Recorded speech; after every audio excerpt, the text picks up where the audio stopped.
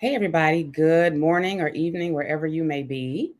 Um, Thanks for joining us today. And thank you for coming to this panel. Is AI really the future? My name is Adrienne Samuels-Gibbs, and I am the Director of Creator Growth here at Medium. We are going to be talking about a lot of things in this panel. All things AI, all things artificial intelligence. What is it? How is it made? Who makes it? And what the possible outcomes could be. Are we over exaggerating the possibility of what could happen? Are we not pushing it far enough? Now, please allow me to introduce you to our very distinguished panelists today. First, we have Dr. Brandeis Marshall. She is the leader of DataedX Group, a data ethics learning and development agency. She speaks, writes, and strategizes on how to move slower and build people first tech. She is also the author of Data Conscience, the co editor of Mitigating Bias in Machine Learning, which is out in 2024, and contributing author for The Black Agenda. You can find her on LinkedIn and on Medium, as you can everyone. Thank you for joining us today.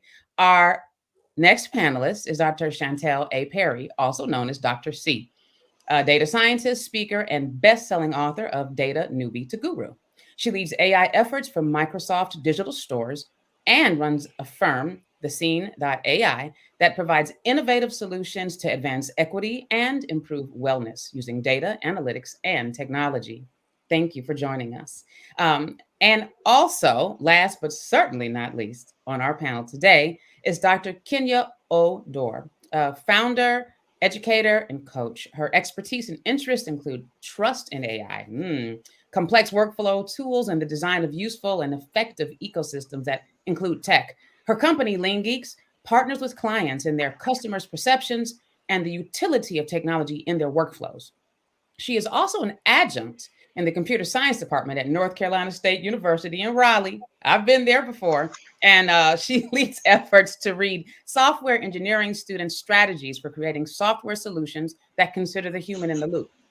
What everybody has in common here is, first of all, the PhD, minus me. I'm a Northwestern University graduate, so I went to journalism school. So, that's where I am. But I am so honored to be in the same space with you all today because there's so much to learn and so much to discuss, so much to talk about. So shall we get into it? Let's go. Let's go. All right, let's go. Let's go. Yes. Let's go, Medium. I want to talk about what's trending right now, what's been trending since the beginning of the year. Everyone, or it seems like everyone, is discussing ChatGPT, DALL-E, Midjourney. For those of you who are just joining the conversation, I'll give a little background on what we're talking about. DALL-E it takes simple words and turns them into photorealistic images. It's an AI tool. ChatGPT is another AI tool. It's a chatbot. It uses natural language processing to create human-like conversational dialogue. People are using it to write papers or to create their own versions of Dungeons and Dragons where they play against themselves, all kinds of uses. Midjourney is another example of AI that generates images from natural language descriptions. They call them prompts. It's kind of like Stable Diffusion. It's very similar to DALL-E. There are other tools that I'm sure I have not listed here, but I wanted to give just a little overview of what many people are talking about right now. So, doctors, even the Pope is up in arms about the ethical use of this AI, even the Pope. While you're listening to us, please Google the Pope and AI, and you will see some very enlightening articles about this. I want to start with Dr. Marshall. Are we in trouble, or is all this stuff a good thing? I will say we are in a world of hurt if we do not rein this in and have some serious conversations with ourselves, with our family members, and of course with our workplaces of how are we going to engage with technology. This very much reminds me of what happened when Google hit the scene and everybody was so concerned about how the interwebs was connecting everything and what was true and what was false. Everyone sort of trusted Google, and then all of a sudden people found out that there were inaccuracies, and then we're like, oh no, let's recoil. We hate it. And then where have we ended up is somewhere in the middle. And I think we're at the place where we're at the front end, everyone's excited, and then everyone's starting to see some issues. Mm-hmm. I think we just need to pace ourselves. Let's be, instead of being early adopters, let's be early observers. Let's just take a beat, chill out, pause, let's look it over, and then let's proceed. But I know my sisters on this panel have other thoughts as well. Early observers or early, now here's the thing. There's a huge population in the United States and also around the world that are early adopters of whatever new technology comes out. And, I've been reading what you all are saying and writing about. We need to be careful, but we should also embrace. And so, Dr. Oduor, what are your thoughts on this sudden embrace of all this technology? Should we be writing our novels with ChatGPT? Is that even writing? That's a good question. So I definitely think that there's value in embracing AI, but I think to Dr. Marshall's point, there is a need to step back and think about the repercussions or longer term impact of what we're consuming. When we think about accuracy and trust in information, we have to understand that even though something may sound right or sound good, doesn't mean that it is. And so I think there's value in using tools to augment the work that you do, if it can help you be more accurate or to get to the output faster. Absolutely. But you have to understand that it's an augmenting tool, not a replacement tool. So you can't look at it as something to replace what we do today, but to augment instead. The work that I do, a lot of it is qualitative interviews and research. Big part of, after collecting that data is having to go through transcripts and go through and read those transcripts, analyze those transcripts. Well, AI can greatly accelerate that process and help to get to results faster, but it cannot replace the analysis and synthesis that a human can. At this point, it can't. At this point, it can. I know there's been a lot of discussions about, is AI sentient? Are we living in the 1980s science fiction movies? Probably not. Hopefully, we have not gotten to RoboCop yet. So, Dr. Perry, please tell me your thoughts on our sudden embrace of AI. And also, I'm curious about your thoughts on how we've been using AI without even knowing it for years. It's bittersweet. It's bittersweet because, for years, it's like you want business stakeholders and you want people to embrace AI and you want them to be able to utilize it. But then there's also like the pace at which we're embracing AI is a little bit speedy. It's a little bit quick. We're doing it with possibly not a lot of education and awareness around some of the different negatives and cons around AI. So I definitely appreciate the fact that everybody is adopting this technology and we're utilizing it and getting used to utilizing AI for good. But there's also the fact that there are biases within AI, and AI is built to optimize a goal. So it's going to optimize that bias too. Mm-hmm. Optimize the goal and optimize the bias. This conversation is going to go there, everybody. I hope you all are taking notes. Okay, so everybody here has a foundation, I believe, in data analysis. It's my understanding that AI is only as good as the data that created it. It's only as well-rounded as the people who informed it, because the people have to create the code and so on and so forth. So I wonder if you all could you break down this relationship between the data and the AI? It has to come from somewhere, right? Dr. Oduor, you got next. This question to me is very pertinent in terms of where we are today. There is a lot of bias in the data. For me, it's more about being transparent around that bias. So if you're going to put something out there, one of the ways we can get better is to test and learn. You throw stuff out there, but you do that to iterate and get better. Be transparent and be forthright around what went into, making the sausage kind of thing. So black boxing technology where people can't see what went into that data is not helpful, but also understanding that your user is working to develop trust with that technology. And so in that exchange, just like with another human, you're not going to trust someone who brings forth information that sometimes you question or you recognize that it's not true. So we should be thinking about that interpersonal dynamic that we have between other people, and that just like you expect someone to be honest and transparent with you when they share information, that we should do the same in the technology around AI. Okay, wonderful. And Dr. Marshall, I mean, you wrote the book on it, Data Conscience. I won't take the next, half an hour on this one.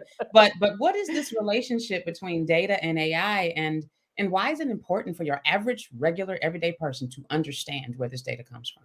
Right. So I put this into one sentence, and it's really a train.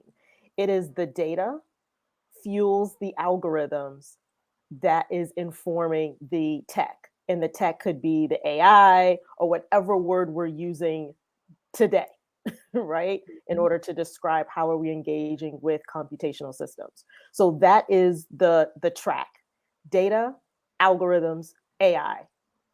Right? That is what's happening. Right? So why is it important for everyday people? Is because we are in the engine. We cannot avoid this digital presence that we have. We are in a database, in multiple databases, in multiple places all over the world, right? As soon as you have an online account anywhere, you're in a database. You're getting email marketing. You might be getting texts that aren't quite real from folks, right? Your family members may be tagging you in posts online, right? So you're in this system. So why it's important is because we not only have to maintain our physical safety, we also have to understand and maintain our digital safety. Okay, our digital safety. These are the implications. We are the data, right? So we are the data, and the data is us. Right, we are the data. I'm a professional writer. I've been a writer. I was a journalist for years before I came to Medium to also be a journalist and also the director of creative growth. And it's interesting that I know that ChatGPT, for example, has been crawling. ChatGPT learned how to write by crawling writers. And so I am certain that ChatGPT has crawled me. It has to have. I've written thousands and thousands and thousands of stories for all kinds of newspapers. And so it's interesting to think about how someone's trained on me. I don't have any compensation for that. That's another question.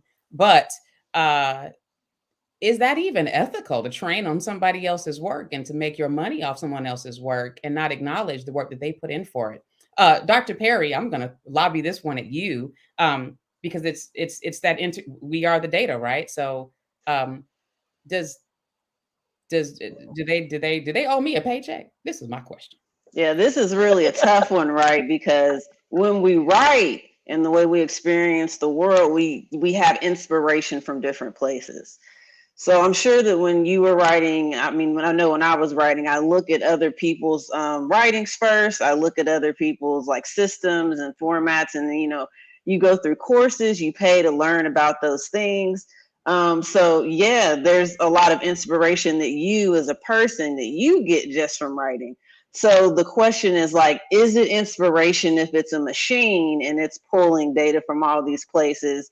And like, what's the difference between your writing and then a machine pulling from thousands of different articles and thousands of different people, especially if there's no permissions and things like that there. But then you also get into like copyright issues and things like that. So with that being said, I would say that if you take copyright laws and things like that into account, then no, it's probably not the most ethical thing to do. But then where does that lie on the spectrum of inspiration as well? So.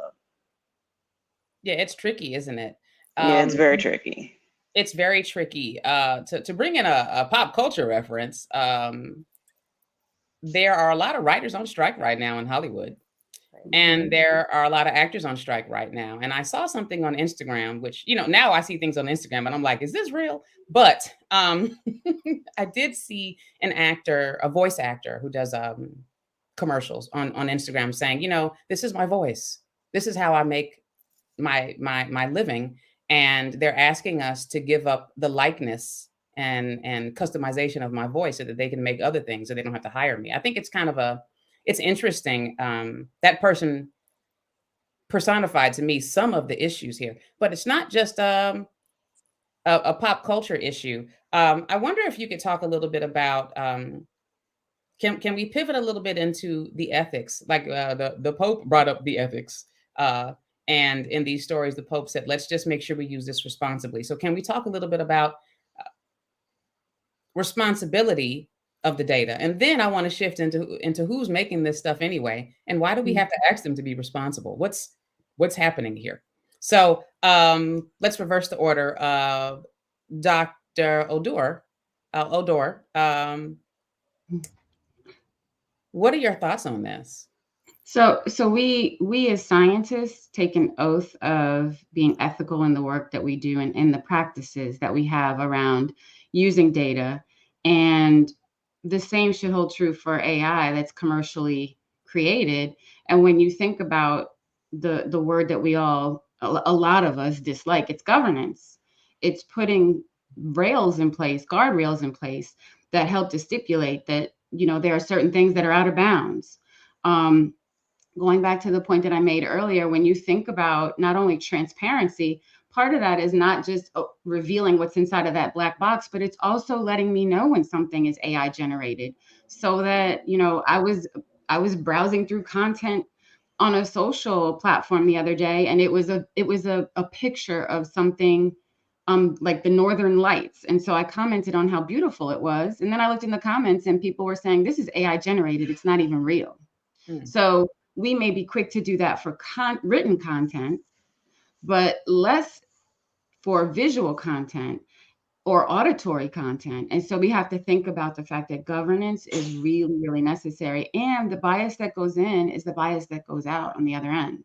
We've all heard the term garbage in, garbage out. And so when you think about that, there's a lot of work to do around putting rails in place and controls around making sure that we do things right.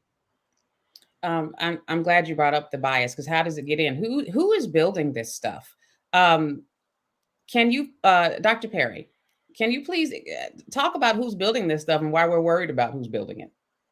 Absolutely. So basically, like, think of just Medium as a blog. So it's, of course, you have the writers, you have people commenting on the information, and then you have people like data scientists, engineers, mathematicians, statisticians who are taking that data and they are building algorithms around that. But then you also have what's called a labeling process for that information, where somebody's basically classifying what this information means. So there's different areas where you're going to run into bias and run into people building basically it would be like you would have the algorithmic side, but you also have the labeling side, and you have the person who's creating the data. So there's so many different areas where bias can actually come in. So when you really think about it, algorithmically, that's not the only place that you're going to run into biases. That's just one of the many stages that you can.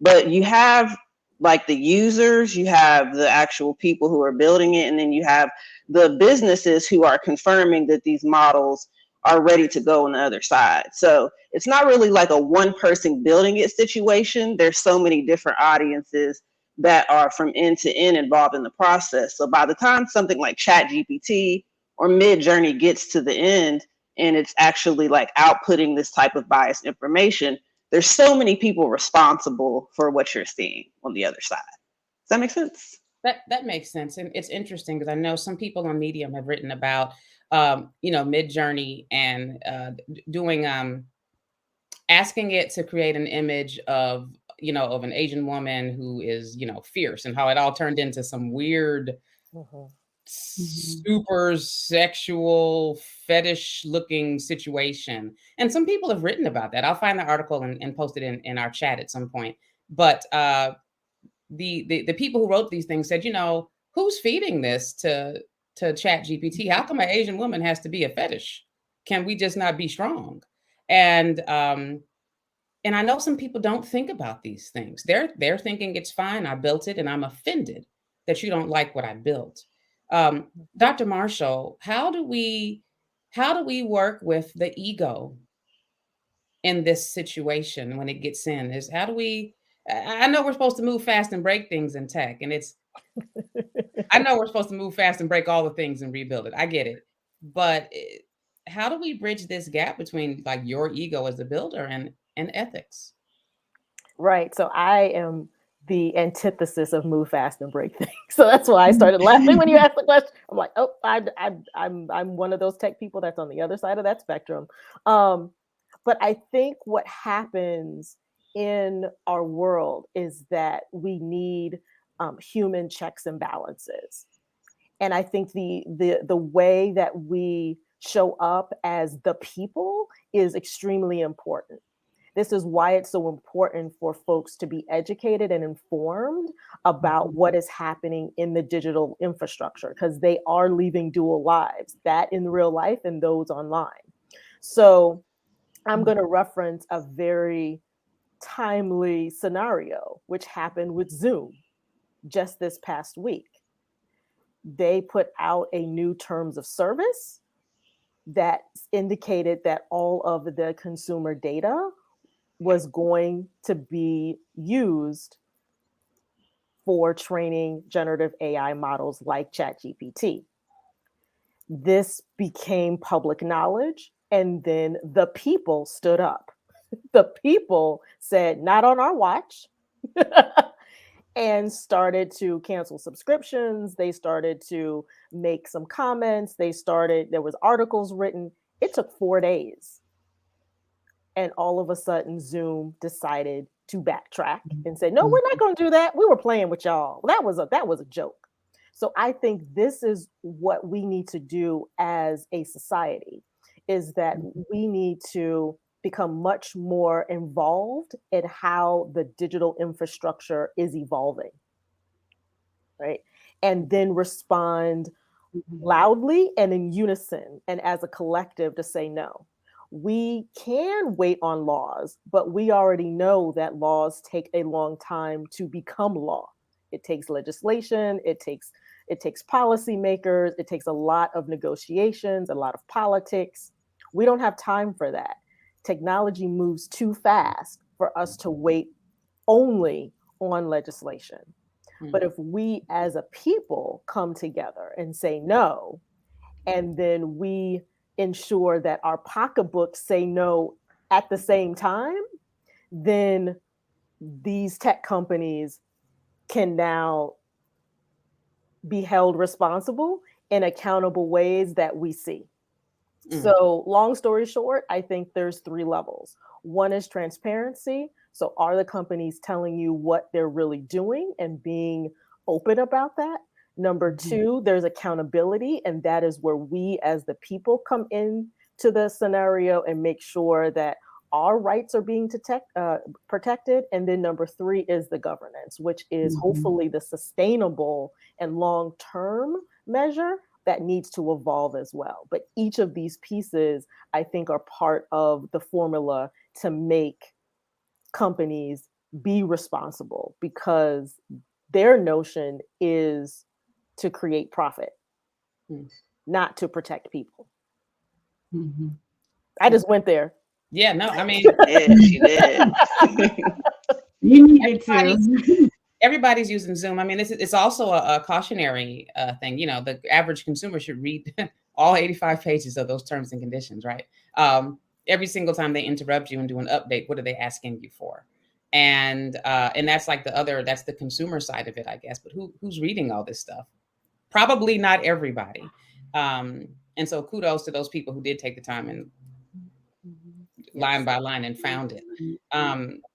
How do we, it seems like some of the issue may be who's in the room when it gets created along every line. That if you have perhaps a diverse population building this stuff, you may have different perspectives that come in to make sure this doesn't happen. I don't know how many Asian women were involved in creating these image tools, and perhaps if who knows, it'd be interesting to find out, because how did this imagery get inside? I'm not even going to talk about the imagery that comes up with Black people when you start um, putting things into these photo imagery tools. But how do we remove? Is there such thing as unbiasing the data? How would we do that? Uh, Dr. Perry, how do we do this?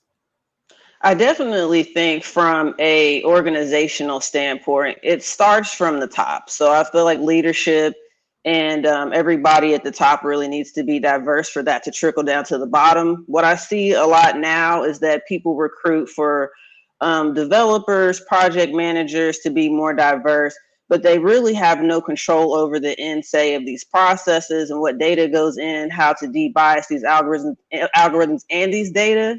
So even if they do come in and they do have diverse teams and they're developing diverse technology, does it really get that stamp of approval at the end if you have leadership who isn't diverse, who doesn't understand the impacts and they don't understand the implications? Are they able to hear that? So are they able to relate to some of these issues? So I definitely think that one of the ways to do that is really to start thinking more about diversity from a top level perspective. And then even people coming in with their own companies and their own ideas and building their own things, more diverse people doing that as well, because also there's, issues with being able to even have good environments for different people about diverse backgrounds to excel in these different companies and organizations. So those are just the two big ways that I'm thinking about that in society right now, to be able to debias data, debias algorithms, and have more inclusive technology and more inclusive solutions for our society. Got it. Now, I understand that there are a lot of analysts who would say that you don't even need a large sample size. You could use a very small sample size and it's fine, because statistically you're only 2% of the population. So statistically, these two people we talk to is fine out of the handful we talk to. I saw all your eyes get big. Yeah, because we've all heard it multiple times. We're all just sitting there like, no. So can we talk a little bit about this? Statistically, this is what it is. We don't need any more. Oh gosh, everybody can talk about it. So let's go with Dr. Oduor. Let's go with you. And then I'm so glad you chose me. So what I think is lacking in a lot of organizations is a social scientist at the table. Say so that. As a social scientist, I have been trained to consider demographics and psychographics in any work that is conducted. And so having that expertise in the room allows you to ensure that even before you start collecting, utilizing, organizing your data, you're first starting with a foundation of what is the breakdown of demographics, psychographics that need to be considered based on the way in which that data is going to be consumed. Okay. So I think a lot of organizations leave that out. And that's been the story of my whole career in working in technology, is a lot of individuals who work with technology and in building technology don't understand that you're building it for humans and we're flawed. So you as a human building it are flawed. And you have to understand that people are not going to perceive things the same way that you do. Yes. There's that. Can we do a mic drop? Can we do a mic drop on that? Yes. The imagine the Dali mic drop. Please, because this is the real struggle at this point in this AI era, whatever we're calling this, Gen AI, whatever this is right now, is that we need, as technology people, as someone with a PhD in computer science, we need to put our egos to the side. We need to not think that just because we're in a STEM field that we know what we're doing in all spaces. Like, we need to get ourselves out of the way and actually work collaboratively with people from other disciplines. That's that's humanities, that's social science, that's the arts. Because everything we do in the digital infrastructure, whatever we're building or coding, is having an impact on real people. People have been arrested because of misclassification. People have been jailed because of misclassification. People have been denied mortgages because of misclassification. These are the real implications that many in technology sort of say, well, that's someone else to deal with. Yeah. No, it's not. It is a collective conversation that we need to have.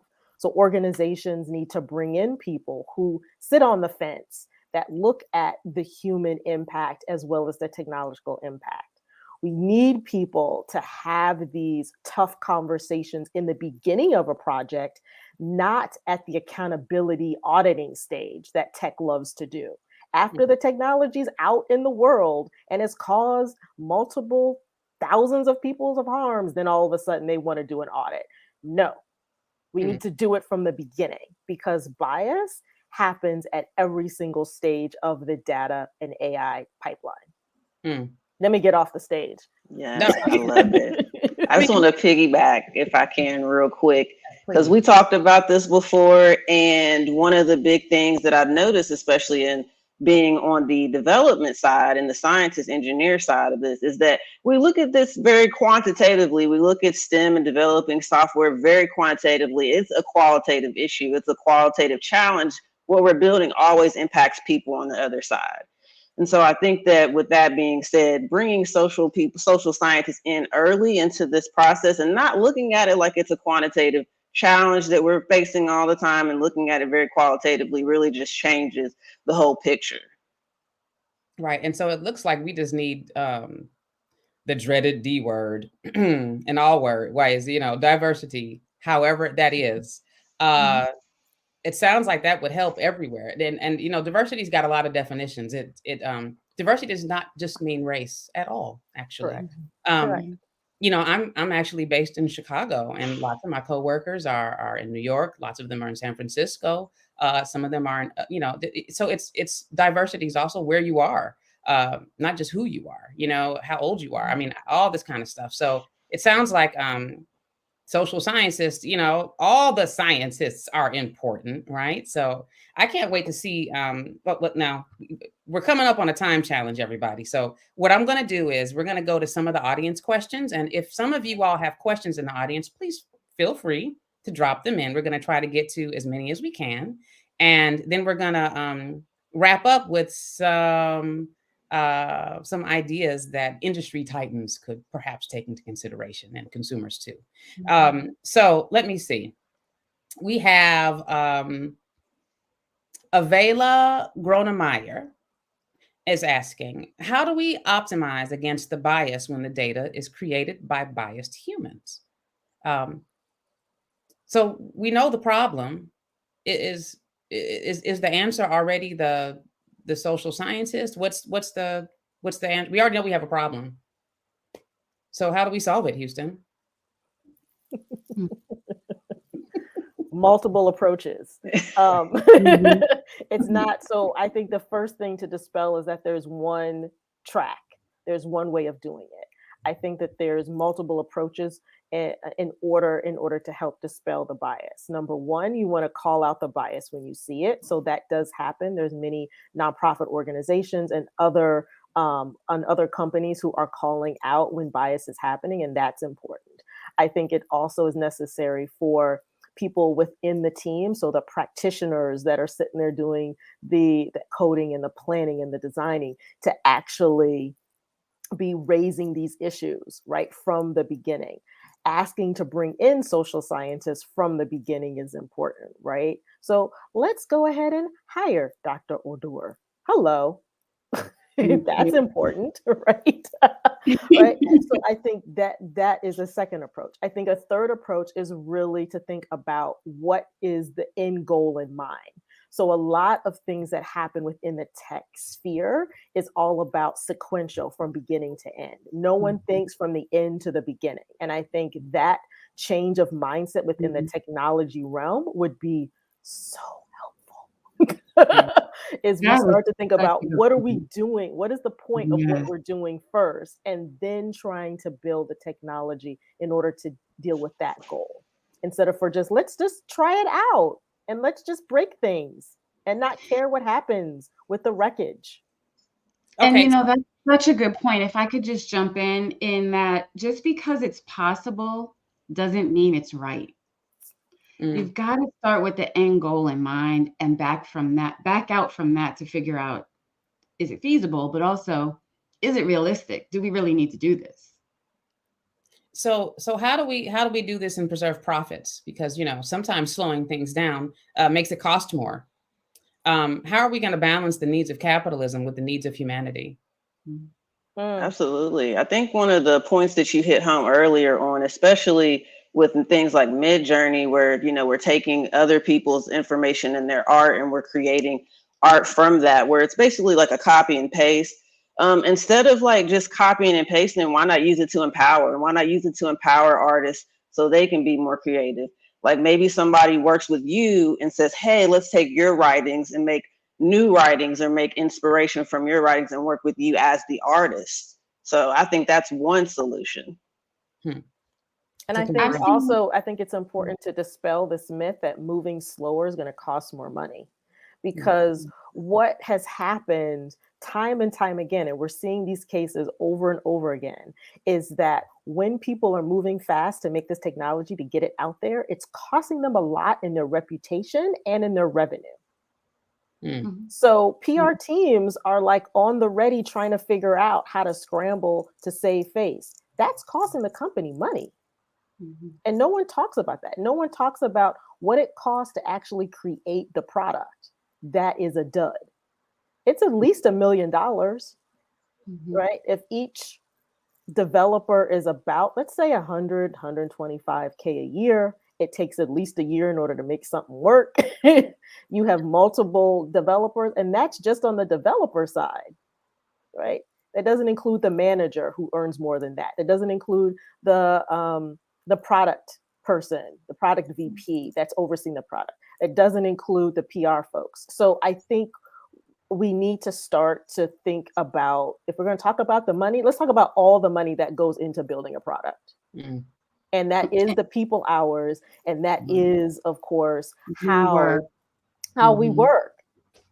And we need to just dispel. Moving slower could actually save you money, because that means that the PR team isn't scrambling, trying to put out a whole new ad campaign or trying to develop an initiative really quick to add some HBCU in order to make themselves look good. And I know I'm calling out a couple companies, but it is what it is. That's what y'all do. Y'all just bring in, you just bring in a company. You're like just trying to partner with somebody just to make yourself look good for 5 minutes. So can I also add to that, in that I recently shared a post that said 80% of product capability not used. So if we're building products and only 20% of the functionality is being used, you have work to do to first improve your product or better understand your customer's need. Then you think about laying AI on top of that. You can't just think that if I throw AI into the technology or the tool, it's going to make it great. Not if people aren't really using it. And that's the truth. So now let's that's kind of interesting. I'm thinking about all the apps I use and don't use, right? They're waiting to get download again, but you're like, why? Right. I don't need to update this app. I don't need to use it. Right. Especially since those terms of service came out, and I'm all set now. Right. So here's a question from Eva Harris. Thank you, Eva. And Eva's talking about the focus on ethics. Do we think that federal legislation will step in and require companies to have more ethical behavior, ethics teams at some large companies?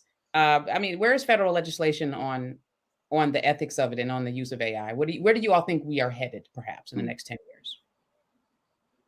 I think as we look at ESG initiatives around environmental, social, and governance, when we think about the mandate for companies to focus on ESG in their organizations. I think that AI will become a part of that. The challenge is that there's got to be some accountability around making sure that we set goals, but that companies are actually working to achieve those goals. So by just saying that we're doing these things, but there's no one holding you accountable to what those thresholds are of success, then it's really just lip service. Mm. Yes, that's the annual review thing, right? Who's really responsible here? I'm going to go to another question from Nirma, who has an honest and personal question for you all, who are amazing. I agree with that. Do you see the future in an optimistic perspective or a pessimistic way? Are we headed? Are you optimistic or pessimistic about AI in the future? I'll go with Dr. Marshall first. It's hard for me. It's very hard for me because there's so much privacy that gets just delivered to people without any vetting. But I think in all, I'm more optimistic. I think I'm just realistic about the fact there's work to do, and the work is constant. And so I'm optimistic that we'll find a place that's more of what I call like AI light or AI enhance on this AI spectrum, where I think we will use AI as a supplement and as a benefit to our use and not be controlled by the AI.